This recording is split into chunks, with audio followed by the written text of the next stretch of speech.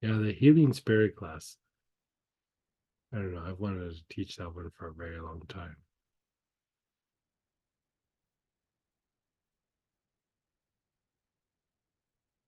But you're treating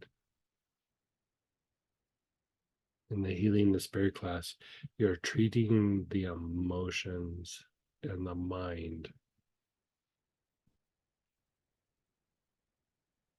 like say stress, for example, but you're doing it from the point of view from a planetary influence.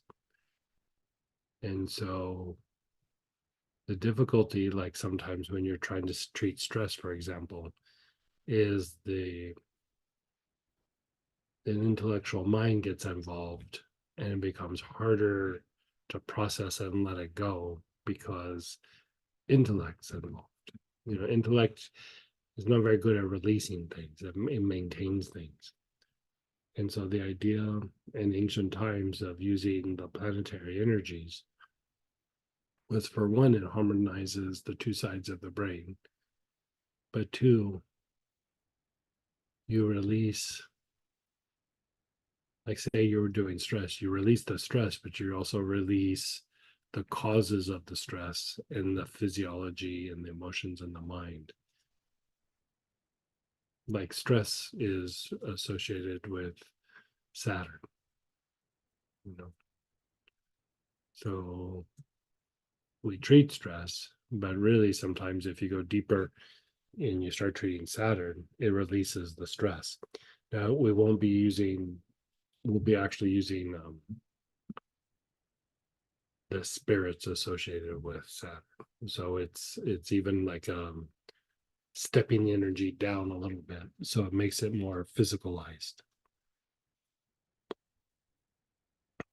But like when I treat people for stress, I don't go after stress. I go after the planetary aspect in a person. Like even when I'm treating health issues, when I treat the psychological component of it, I actually do it from the point of view of a planetary energy. So I'm just going to share all that information with you guys. It's based on old alchemical practices and mystical practices. Some of the work with the indigenous, but it depended on who the practitioner was.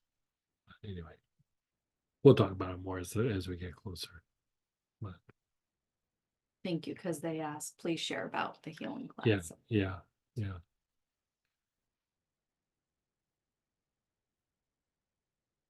I was sharing it, remember with in the office, I was sharing it with you and Kat.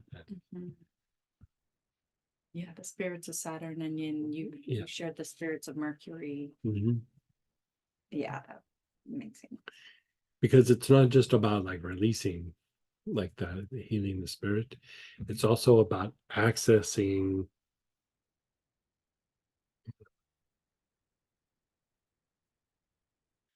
energies from your environment to cultivate perceptions.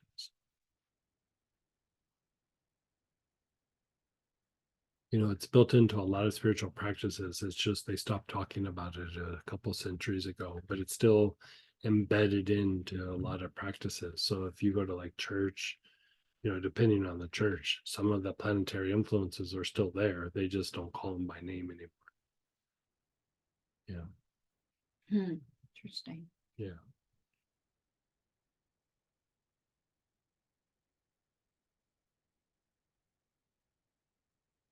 It's like I was making this point a while back. When you hear the idea of a person became enlightened or they woke up or, whatever it was, what are they waking up from?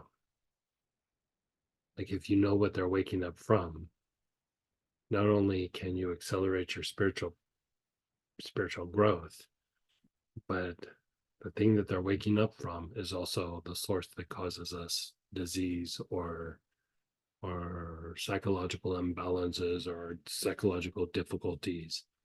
And a lot of it has to do with our conditioned instinctual responses.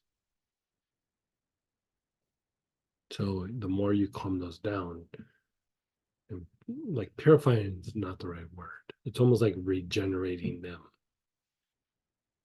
It changes, you become more of who you are rather than what conditioning made you to be.